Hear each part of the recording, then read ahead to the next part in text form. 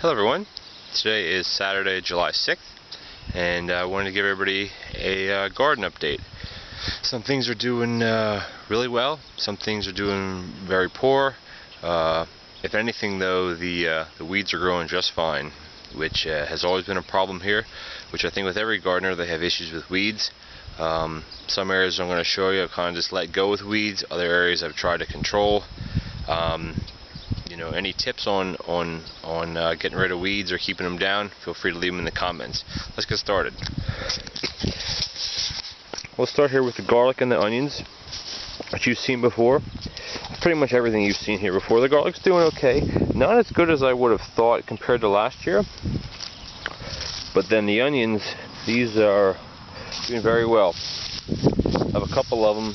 Look how thick that stalk is down there. I mean, that's my finger to compare. That's probably at least an inch thick. They're not starting to bulb up yet, but I'm not sure how many exactly I planted, but I'd say at least 90% survived and are growing quite well. These are the biggest onions I've ever grown as far as like just the tops go. So I'm hoping in the next couple months, next couple weeks, they start bulbing up nicely.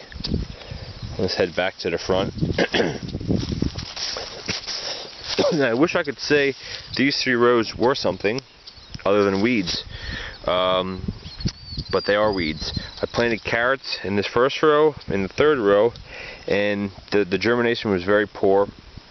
I have a feeling using my earthway planter, because I use pelleted seed, a lot of the seeds got broken in half because the plate was not the correct size, which is something that I will be looking into for next year. So some came up, some didn't.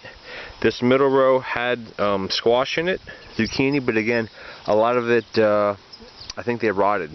My mistake with too much water this year as far as the irrigation goes, but for next year I'll know to cut way back on that, not irrigate every day, and only when it needs it, especially once the seeds come up, because once they come up, then you can give them some water, and the risk of rotting is a lot less because you can actually see what's going on. But anyway, these rows here down to that first stake in the middle, I'm going to be pulling up all the drip line and just tilling all this up probably this weekend here. I don't know, it may be too late to start carrots again, I'm not sure, but in any case I'm going to get rid of these weeds. Now we come down here to the eggplant. First 3 are eggplant, and the rest are all the peppers, and here are all my tomatoes. Some of these should definitely look a little bit better than the last video. And again, I have to point out that these would be probably 12 to 18 inches taller than they are right now, but since I did the trenching method, 12 to 18 inches of the stem is buried underground, which I think is also why they have nice healthy trunks on them. You can see down there, that's a nice healthy plant. A lot of them are starting to flower, or at least you can see down there, putting on their flower clusters. None of them are producing tomatoes yet, but as you see, there are some flowers.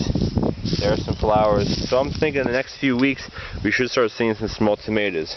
The peppers, a lot of them they're taking their sweet time. I know they like the heat, which we've been having some hot days here, but every day they look a little bit bigger. The biggest pepper that I have right now is, I believe it's a jalapeno pepper down there. It's maybe 3 inches long, about 1 inch in diameter. Probably going to pick it pretty soon. But along that plant you can see there's buds. On every one of these plants have buds. The buds have been on there for probably a good week or so, and they're not opening up to flower yet, but they're not dying off. So I think it's just a matter of time for them to start flowering.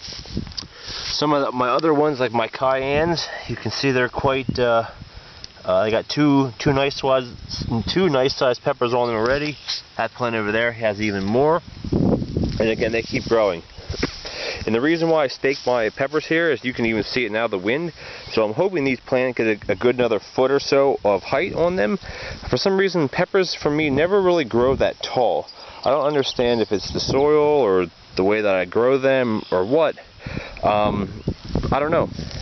But my tomatoes, you can see what I do with tomatoes. Well, I shouldn't say with tomatoes. This whole row is I take grass clippings from the yard. I have a sweeper. So I have a big area of grass there, all on the bottom here, and then all over there. I sweep all of that, and then I pile it on in the rows here. Sorry for the wind, it's just kind of picked up here now. But some of these, there's some nice sized tomatoes on there, or nice sized tomato plants. So I'm thinking within the next couple of weeks we should start seeing some production. Same thing with the peppers. A lot of the ones that look like they have a lot of big leaves but not a lot of small ones, because those are the ones I cut back. I don't know if I'll do that next year because it really seems to have stunted their growth. But again, if you look at this one, I cut this one back and you can see all the buds in there. So I don't know if it's really stunted the growth or not. Now moving quite right along here, you can see over here, I'll walk over here for you.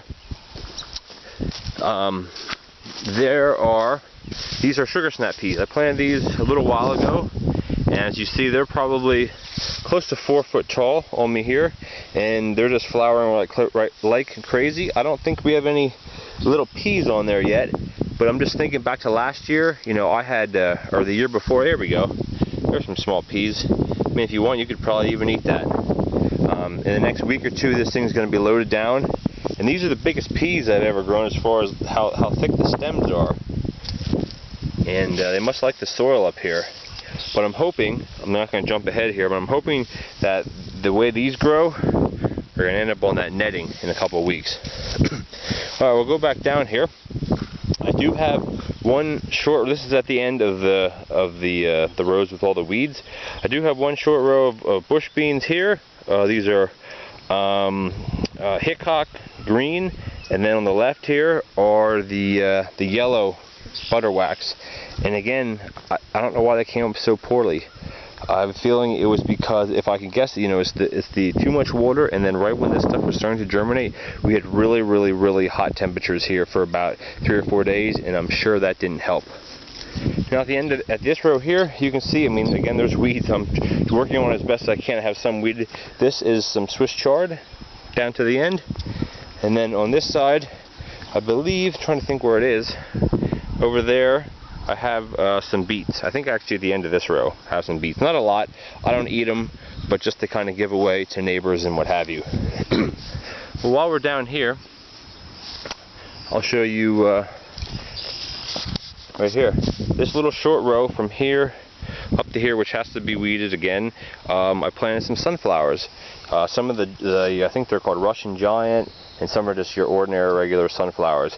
As you can see, they're started growing, and these things, this was probably half this size less than a week ago. They really start growing, they really take off. Alright, now I'm sure everybody's wondering what the crop netting is for. I might have mentioned it. It's for my sugar snap peas. These have been in the ground a few weeks. And this is my first year using netting. I did have netting last year, however I was unable to use it. But I got my T-posts in maybe every 20 foot. And this, I believe, is the 50-inch netting, which is why at the top it's kind of curled over, because I don't have poles that tall. But I wanted to get that versus the 48-inch, personal preference. But anyway, I got 150 foot of peas here, and I have a feeling in a few weeks' time they'll be just as tall up to here as those were on those cages that I showed you. Now we get down to this row. Again, this stuff, I weeded this a few days ago, actually, or a few weeks ago. If anybody does know, what are these weeds? This is what kind of takes over the garden. I'm not really sure what they are, but that's what takes over. I'm not really sure, again, what they are. Alrighty, over here, I have my T-post set up already. I'll be putting up the netting probably tomorrow. These are for my Blue Lake stringless pole beans, and again, the germination rate were very spotty. Again, I think it's, you know, a lot of this is my fault. You know, I'm learning as I go.